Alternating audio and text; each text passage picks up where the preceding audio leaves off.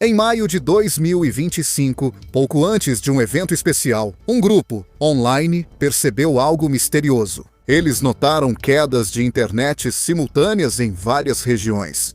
Pouco antes do dia da vitória, o grupo percebeu que eram apagões coordenados, não falhas técnicas. Parecia algo planejado de cima. Quedas de internet não são novidade. Muitos países já fizeram isso, mas as que a Rússia arquitetou são tão engenhosas que às vezes nem parecem quedas. Não me importo com o que os bots façam para suprimir este vídeo. Vou expor a verdade de qualquer forma. Você pode reverter os efeitos clicando em curtir. Obrigado. Em 2025, a Rússia derrubou a internet quase 12 mil vezes, e isso custou à economia deles 12 bilhões de dólares. Isso equivale a mais da metade dos danos globais por quedas de internet, ocorrendo em um único país. 146 milhões de pessoas passaram 37 mil horas sem qualquer voz ou informação do mundo. Mas a Rússia também não desligou tudo de uma vez só. Eles têm uma estratégia única que a maioria dos países podem adotar. Usaram 3 métodos para cortar a população da internet, sendo a terceira a mais astuta. A primeira é um desligamento total. Eles podem desconectar totalmente a Rússia da internet global, já testaram e sabem que funciona.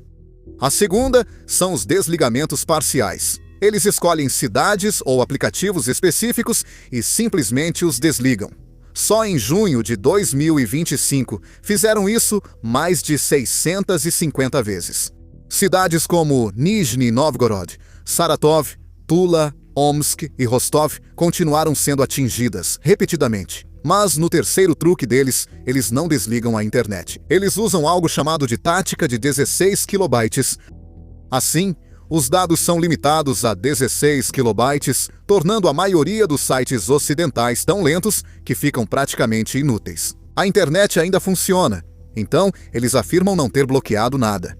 Mas por que disse que a maioria dos países não tem esse poder?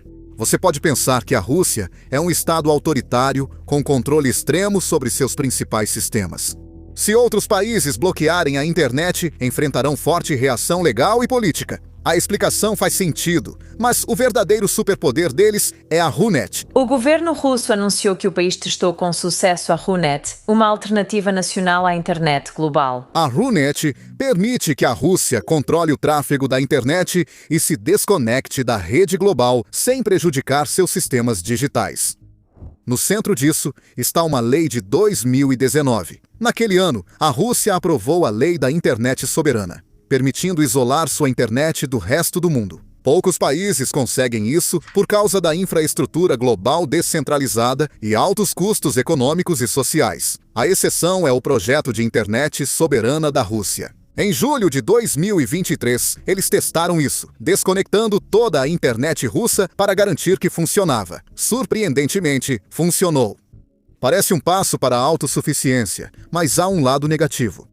2 organizações controlam tudo. A primeira é a Roskomnadzor, a polícia da internet da Rússia. Até março de 2026, podem obrigar empresas de telefonia e internet a mudar o tráfego de dados, ativar filtros e isolar a Rússia do mundo. Eles não pedem, apenas fazem. A segunda é o FSB, Serviço de Segurança da Rússia.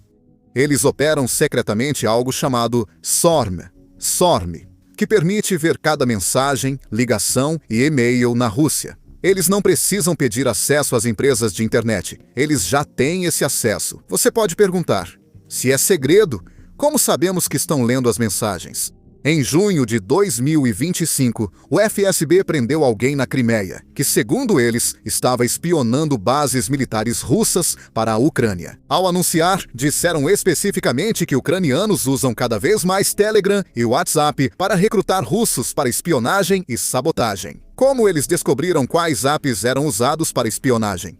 Meses depois, em outubro de 2025, prenderam outro homem no extremo oriente da Rússia. Em vídeo divulgado pelo FSB, o homem admitiu enviar informações sobre movimentos de equipamentos militares russos pelo Telegram a organizações ucranianas em 2023. Um grupo de direitos humanos chamado Departamento 1 descobriu que o FSB da Rússia vem lendo secretamente as mensagens do Telegram das pessoas desde a primavera de 2022. Eles fazem isso por uma investigação criminal sobre ucranianos suspeitos de coletar informações contra a Rússia. Basicamente, o FSB está monitorando conversas entre usuários russos e canais ou bots ucranianos no Telegram. O assustador é que ninguém sabe como eles acessam certos chats privados. Grupos de direitos humanos notam que, ao prender alguém por traição, as autoridades já possuem cópias das conversas dessa pessoa no Telegram com canais ucranianos. Mas isso parece justo. O governo afirma que é uma questão de segurança nacional, protegendo a Rússia após drones ucranianos atacarem cidades russas. Só que o problema é que esses bloqueios não estão acontecendo perto de nenhuma zona de guerra. Em vez disso, os bloqueios continuam acontecendo justamente quando há protestos, eleições ou algo politicamente sensível. Isso não é sobre defesa. Trata-se de controlar o que as pessoas veem e dizem. Mas a infraestrutura para isso não foi construída da noite para o dia. Um órgão misterioso trabalhou nisso por anos, peça por peça, até obter controle total. Chamaram-no de SORM, Sistema de Atividades de Investigação Operacional.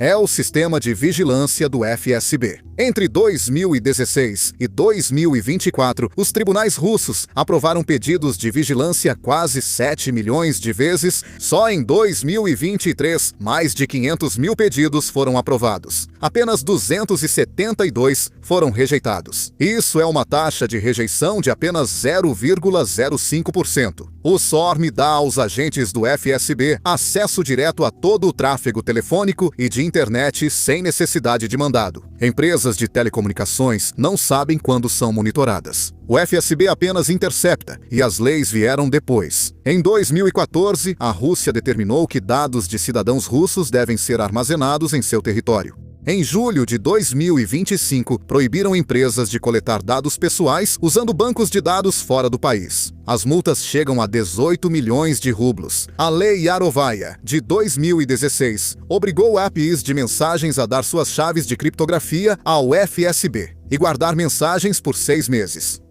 Toda conversa acessível ao governo. Após invadir a Ucrânia, em 2022, eles aprovaram uma lei que criminaliza o compartilhamento de informações sobre a guerra que divergiam da versão do governo. Mais de 20 mil pessoas foram presas ou processadas apenas pelo que publicaram online entre 2022 e meados de 2024, mas a maior virada de jogo veio em 2019 com a Lei da Internet Soberana. Essa lei obrigou provedores de internet a instalar equipamentos de inspeção profunda de pacotes aprovados pelo governo, permitindo o monitoramento e controle de dados na rede. Eles criaram um sistema de DNS próprio, sem depender de servidores internacionais. Agora conseguem controlar quase todo o tráfego de internet que passa pela Rússia e operar a internet por conta própria. Em novembro de 2024, anunciaram planos para manter todo o tráfego de internet restrito à Rússia. Mais da metade de todos os endereços IP russos agora são controlados por apenas 7 empresas ligadas ao Estado.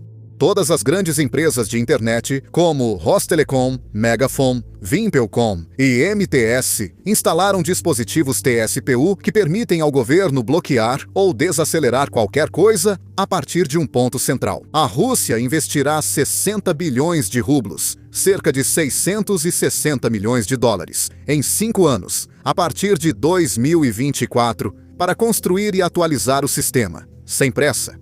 Criaram as leis, instalaram equipamentos, centralizaram o controle e testaram tudo. Em 2025, como mencionei, quando começaram os 12 mil desligamentos, tudo já funcionava e operava. Quando a Rússia invadiu a Ucrânia, a repressão aumentou ainda mais. Facebook e Instagram foram declarados extremistas e bloqueados em março de 2022, removendo 80 milhões de usuários russos do Instagram imediatamente. O Twitter teve sua velocidade reduzida até mal funcionar. Todos os principais sites de notícias ocidentais foram sistematicamente bloqueados, restando aos russos só informações aprovadas pelo governo. O YouTube apresentou um problema porque 96 milhões de russos o utilizam regularmente. Por isso, o Kremlin adiou uma proibição total. Em julho de 2024, eles adotaram o truque da lentidão de 16 kilobytes. Até o fim de 2025, o YouTube estava tão lento que, na prática, estava morto na Rússia. A plataforma perdeu 26% do seu público, e as pessoas que ainda tentavam usá-la assistiam 3 vezes menos conteúdo do que antes. Aplicativos de mensagens foram desativados um a um, Signal e Viber bloqueados em 2024. Discord em outubro. O WhatsApp e o Telegram tecnicamente continuaram acessíveis, mas o governo interferiu nos protocolos de chamadas de voz, inutilizando um de seus principais recursos. Em meio ao caos, uma ferramenta virou salvação. Russos comuns passaram a usar VPNs para acessar o mundo exterior. As autoridades reprimiram essa opção, achando que resolveria o problema. Em dezembro de 2024, a Rússia já havia bloqueado 197 serviços diferentes de VPN. Entre julho e setembro de 2024, a Apple foi obrigada a remover 98 aplicativos de VPN da sua loja russa. As VPNs se tornaram um alvo principal. Mas a ironia é que, enquanto bloqueava VPNs para os russos comuns, o governo gastou 14 bilhões de rublos, cerca de 145 milhões de dólares, comprando acesso a VPN para seus próprios funcionários. Certo? Então, as VPNs na Rússia funcionam basicamente enganando o monitoramento de internet do governo, fazendo-o pensar que você está apenas fazendo coisas normais online. As VPNs modernas ficaram bem espertas com isso. Elas usam essas ferramentas especiais, coisas como X-Ray ou XTLS Reality, que fazem o seu tráfego de VPN parecer exatamente como uma navegação HTTPS comum. É a mesma conexão segura usada para e-mails ou compras online. Os sistemas do governo têm dificuldade em notar a diferença. Também existem ferramentas como o Goodbye DPI, que alteram a forma como seus dados são enviados. Elas cortam os pacotes de maneira estranha ou os modificam de um jeito que quebra o padrão que os sensores usam para identificar. É como embaralhar uma mensagem para que eles não consigam ler o que está escrito. Alguns VPNs até disfarçam sua conexão como se fosse uma transmissão de vídeo ou roteiam tudo por servidores que ainda não foram bloqueados. Assim, ela simplesmente passa direto pelos filtros deles. Então, a ideia de VPN parece realmente fascinante porque as pessoas acham que estão enganando as autoridades. Com VPNs, até mesmo um pequeno erro cometido consciente ou inconscientemente é o suficiente para ser exposto. Não importa se a falha foi do seu lado ou não. O sistema SORM do FSB obriga provedores de internet a registrar tudo: seu IP, horários de conexão, uso de dados, entre outros. O FSB não precisa de mandado para acessar essas informações, pois tem esse poder desde 2018. Mesmo sem ver o que você faz, pode saber que está usando um servidor VPN. A inspeção profunda de pacotes pode identificar o uso de VPN por padrões de tempo e comportamento, mesmo disfarçada. A Rússia já bloqueou cerca de 200 serviços de VPN. Se você estiver usando algo popular como o NordVPN ou qualquer outro, eles provavelmente sabem disso. Mas, se você configurar seu próprio servidor privado, é mais difícil para eles detectarem. Mas a parte mais perigosa é se sua VPN falhar ou sua conexão cair, mesmo que seja por um segundo. Isso pode expor seu tráfego real, e o FSB pode deduzir o que você está fazendo com base no tempo. Já houve prisões por isso, principalmente por acessar conteúdos considerados extremistas. Usuários experientes em tecnologia ainda conseguem acessar usando Tor com pontes especiais. Você é apenas uma pessoa comum usando uma VPN básica? Sim, há risco de descobrirem. A escala aumentou muito em meados de 2025. Entre maio e julho, a Rússia registrou em média 2.000 cortes de internet mensais. Para colocar em perspectiva, isso representa mais cortes do que o restante do mundo em todo 2024. Só em junho de 2025, eles registraram 655 quedas separadas de internet móvel, abrangendo 54 regiões diferentes. Os cortes foram táticos e políticos. Durante os protestos em Bascortostão e Iacútia, em janeiro de 2024, as autoridades bloquearam o Telegram e o WhatsApp para evitar a organização das pessoas. Em áreas de fronteira como Belgorod e Kursk, cortam a internet móvel alegando proteger contra ataques de drones ucranianos. Em 2025, a Rússia criou o sistema de lista branca. Ao invés de cortar toda a internet móvel, limitou o acesso só a sites russos autorizados. Você ainda podia acessar serviços do governo, bancos russos, Yandex e plataformas nacionais como Ozon e Wildberries, mas sites de notícias, plataformas internacionais e informações independentes estão totalmente bloqueados. Pensando bem, é uma estratégia brilhante. A economia segue ativa, lojas abertas e pagamentos processados.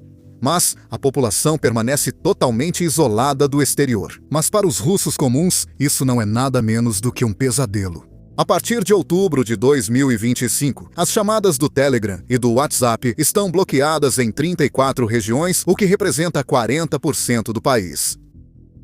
As pessoas ouvem zumbidos ao ligar, as conexões falham e o áudio não funciona. Mensagens de texto atrasam ou não são enviadas. A Rússia bloqueia a tecnologia de aplicativos de chamadas, obrigando o uso do Google Meet ou ligações telefônicas caras para falar com a família. Sem internet móvel, não dá para pagar nada. Lojas só aceitam dinheiro e bilhetes de trem e ônibus não funcionam. Apps de GPS e transporte param, afetando táxis, aluguel de carros e deixando estudantes semanas sem internet nas aulas. O DNS russo permite ao governo monitorar estudantes online e redirecioná-los de sites bloqueados para páginas oficiais. Para milhões de russos com parentes no exterior, isso tem sido terrível. Chamadas pelo WhatsApp e Telegram falham constantemente. O governo exige o uso do Max Messenger, que só funciona com números russos ou bielorrussos. Quem tem família em outros países não consegue se comunicar. O Max, desenvolvido pelo gigante de tecnologia russo VK, reúne mensagens, pagamentos e serviços do governo. O governo o chama de super aplicativo. Desde setembro de 2025, todo novo celular na Rússia já vem com o Max instalado. Chamam isso de Gulag Digital, onde o Estado controla cada aspecto da vida de alguém digitalmente. O Max opera em servidores russos sem proteção real de dados, ligado aos sistemas de identificação da Rússia, rastreando localização, contatos, chamadas e mensagens. O FSB tem acesso a tudo isso quando quiser. Em escolas e hospitais, eles estão obrigando as pessoas a usarem o sistema. No Colégio Médico de Moscou, estudantes só podiam comer ou ir ao banheiro com o Max. Professores podiam ser demitidos se não transferissem conversas para o Max. A lentidão do YouTube prejudicou os recursos de aprendizado. Ele reunia ótimas videoaulas, tutoriais e materiais de estudo para os alunos. O governo investiu muito no VK Video e YouTube para substituí-lo, mas são desajeitados, ruins para sugestões e censuram conteúdos não aprovados pelo governo. Russos vivem numa bolha onde só acham facilmente conteúdos aprovados pelo governo, isolados de informações do mundo e, muitas vezes, até de suas famílias no exterior. Esses sistemas técnicos e controles do governo não são abstratos. Esses 11,9 bilhões de dólares em prejuízos econômicos são mais da metade das perdas causadas por bloqueios de internet no mundo em 2025. A Rússia fez isso consigo mesma. O mercado de comércio eletrônico cresceu enormemente entre 2019 e 2024, ficando 7,5 vezes maior e atingindo 12,6 trilhões de rublos. Então, os apagões de 2025 destruíram tudo. Wildberries e Ozon, grandes marketplaces, foram incluídos na lista branca do governo e seguiram funcionando durante os apagões. Milhares de pequenos negócios e freelancers que vendem direto aos clientes ou usam redes sociais para marketing tiveram queda na renda. A internet móvel instável destruiu anos de avanço digital. No fim de 2025, o uso de dinheiro disparou, porque apps bancários e maquininhas dependiam de internet, que caía com frequência. Empresas de tecnologia russas perderam acesso a ferramentas globais como Cloudflare, encarecendo e dificultando o desenvolvimento. As sanções ocidentais agravaram a situação.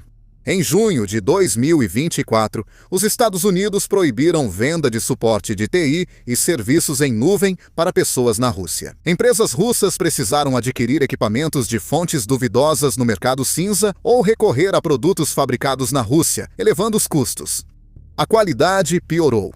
Grandes empresas como MTS e Megafon passaram a focar só na manutenção das redes, sem atualizar para o 5G. Essas atualizações seguem adiadas por falta de equipamentos ou recursos para comprá-los. Só em 2024, a Rússia bloqueou 417 mil sites. O mais assustador é que 85% dos bloqueios ocorreram sem ordem judicial. O Serviço Federal de Impostos bloqueou 142 mil sites. A Roskomnadzor bloqueou 132 mil. Algum órgão governamental não identificado, provavelmente a Procuradoria-Geral, bloqueou mais 62 mil. Como dissemos, 7 empresas ligadas ao Estado controlam mais da metade dos IPs da Rússia. Isso não é por acaso. Menos provedores facilitam o controle. Agora, autoridades regionais podem desligar redes móveis inteiras instantaneamente, sem consultar as operadoras, deixando toda a região sem sinal. A repressão à internet na Rússia afetou não só a liberdade, mas está destruindo a economia como nunca. Pequenos negócios e freelancers foram esmagados e plataformas acabaram. Eles falharam às vezes, causando comunicação instável com clientes. Lojas online perderam receita nos desligamentos. Pagamentos só em dinheiro aumentaram riscos e clientes digitais foram embora. Os provedores de internet arcaram com os custos do sistema de censura da Rússia, comprando, instalando e mantendo os caros dispositivos DPI e o equipamento TSPU com recursos próprios. E aqueles 660 milhões de dólares que o governo gastou construindo a infraestrutura de censura, esses custos foram repassados diretamente para os provedores e, eventualmente, para as pessoas comuns que pagam pela internet. Em julho de 2025, Putin assinou uma lei que multa você por pesquisar as coisas erradas na internet. O que é errado? Você pode perguntar? O que o governo não gosta? Notícias independentes, conteúdo LGBT mais qualquer tema. Seu provedor de internet envia todas as suas buscas direto ao FSB. Então, até mesmo pesquisar algo por curiosidade pode te colocar em problemas com a lei. As pessoas sabem que alguém está vigiando cada clique, então elas param de clicar, param de pesquisar, param de fazer perguntas. Todos estão se autocensurando por medo. Milhões de russos se sentem isolados do mundo, sem acesso a ideias ou versões diferentes da história. Sempre as mesmas mensagens repetidas, fazendo as pessoas acharem que estão cercadas de ameaças. Nada é confiável, não se pode contar com nada. Você simplesmente lida com uma frustração e preocupação constantes, sabendo que qualquer ferramenta que você precisa para trabalhar, conversar com as pessoas, simplesmente viver, pode parar de funcionar a qualquer momento.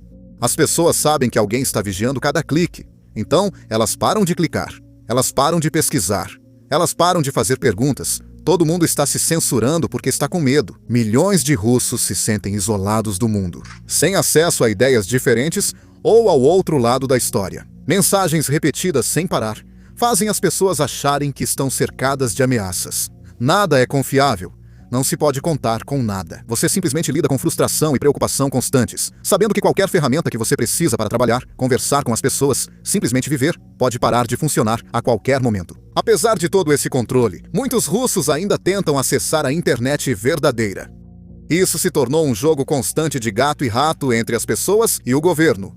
O uso de VPN na Rússia é enorme. No início de 2025, 36% de todos os russos disseram que usam VPNs. Para pessoas entre 18 e 40 anos, esse número sobe para 60%. Pessoas passaram a usar truques como Shadow Socks e ferramentas Trojan, que fazem o tráfego de VPN parecer navegação comum, dificultando a detecção e bloqueio. O Telegram segue como principal fonte de notícias independentes. No fim de 2024, ganhou 20 milhões de usuários na Rússia, e 14% dos russos o usam como fonte principal. Mas o governo segue restringindo chamadas de voz no Telegram. E após a prisão do fundador pela França em 2024, surgiram dúvidas sobre a sobrevivência da plataforma. Em fronteiras e territórios ocupados, alguns usam o Starlink, proibido na Rússia e ilegal de importar. Mas há um enorme mercado negro de terminais. O governo ucraniano afirmou que forças russas e civis usam esses dispositivos para acessar a internet com segurança. A SpaceX desativou mais de 2.500 terminais usados em locais não autorizados, mas o mercado negro ainda opera de forma engenhosa. Os satélites transmitem sinais em feixes extremamente estreitos e focados, com apenas 1 a 2 graus de largura. Isso os torna muito difíceis de bloquear, a menos que você esteja ao lado da antena de alguém. A antena pode alternar automaticamente entre satélites se houver interferência. Assim, mesmo que o FSB intercepte o sinal, não verá o que você faz. As antenas são tão pequenas que são chamadas de caixas de pizza, facilitando escondê-las ou contrabandeá-las para o país. Os russos têm conseguido essas antenas por meio de negociações no mercado negro, geralmente vindas da Ucrânia ou de Dubai, mesmo sendo totalmente ilegal lá. E é aqui que a situação fica realmente irônica e distorcida. A maioria dos russos comuns não consegue usar o Starlink, pois o equipamento custa cerca de $2.500 e o serviço mais de $100 mensais. Se o FSB te pegar com isso, você está ferrado porque eles detectam sinais do satélite. Então, não ajuda muito dissidentes ou ativistas. Sabe quem ainda usa? Soldados russos lutando na Ucrânia. É, sério. A inteligência ucraniana revelou que militares russos compram milhares de terminais Starlink por intermediários em Dubai, burlando as sanções. Eles usam esses terminais para drones e comunicação, onde tudo está bloqueado. A 83ª Brigada de Assalto Aéreo, perto de Avdiivka, utilizou esses equipamentos. Enquanto isso, a Rússia também está tentando bloquear o Starlink da Ucrânia com equipamentos de guerra eletrônica. Eles já causaram apagões durante batalhas reais. Eles tentaram invadir as conexões de Starlink da Ucrânia. Tecnologia criada para dar liberdade e acesso sem censura à internet, na Rússia, está sendo usada pelo exército contra a Ucrânia. O FSB deixa militares contrabandearem terminais à vontade para terem vantagem, mas pune civis que usam para fugir da censura. Bem doentio, né? Usar esses métodos alternativos envolve um risco sério. Em 2024, a Rússia tornou crime compartilhar informações sobre como driblar bloqueios na internet. Sites e redes sociais precisaram retirar instruções de uso de VPNs. Se for pego em atividade política online, usar VPN agrava sua punição. Isso agora é agravante em casos criminais. As pessoas resistem e buscam driblar a censura, mas o governo dificulta e torna tudo mais perigoso diariamente. O bloqueio da internet na Rússia afeta o mundo todo, fragmentando a internet em partes. Isso é chamado de splinternet, quando a internet global se divide em blocos controlados. A Rússia colabora com a China e outros países para criar sua própria internet. Em dezembro de 2025, Rússia e China discutiram o controle conjunto da rede. A Rússia adota a tecnologia de espionagem chinesa e cria sistemas de pagamento ligados à Rota da Seda Digital da China. Este projeto é o esforço da China para construir e controlar a infraestrutura digital globalmente.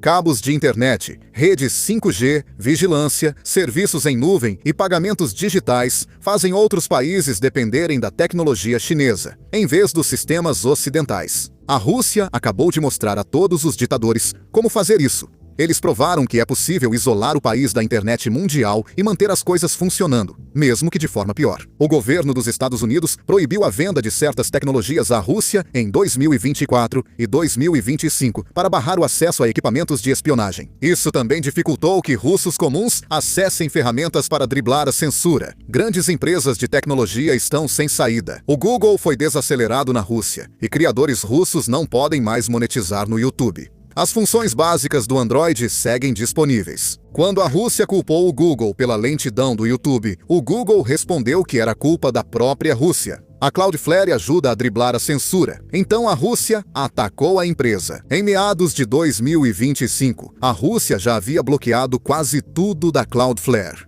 Freedom House, Access Now e NetBlocks seguem monitorando essas ações. Em 2025, disseram que a Rússia atingiu um novo fundo do poço igual ao da China, Irã e Myanmar no bloqueio da internet. Esses grupos reúnem provas e defendem a limitada liberdade na internet dos russos. A Rússia planeja isolamento total em março de 2026. Mas o que exatamente? Eles podem ser totalmente cortados da internet mundial? Sim. Bastaria bloquear conexões internacionais e usar só o próprio sistema de DNS. já têm o que precisam para isso. Mas isso seria muito caro e provavelmente acabaria com as conexões comerciais e científicas da Rússia com outros países. A Rússia tende a se tornar como Irã ou Turcomenistão, com internet restrita, onde a maioria só usa plataformas aprovadas pelo governo, como Max, VK e sites oficiais. Enquanto isso, um pequeno grupo de pessoas de tecnologia consegue atravessar as barreiras e acessar a internet real. Isso separa a Rússia entre quem vive na bolha de propaganda e quem sabe o que realmente acontece. Será que os russos comuns vão encontrar maneiras de lidar com isso ou serão completamente esmagados pelas leis? Isso é algo que só o tempo dirá.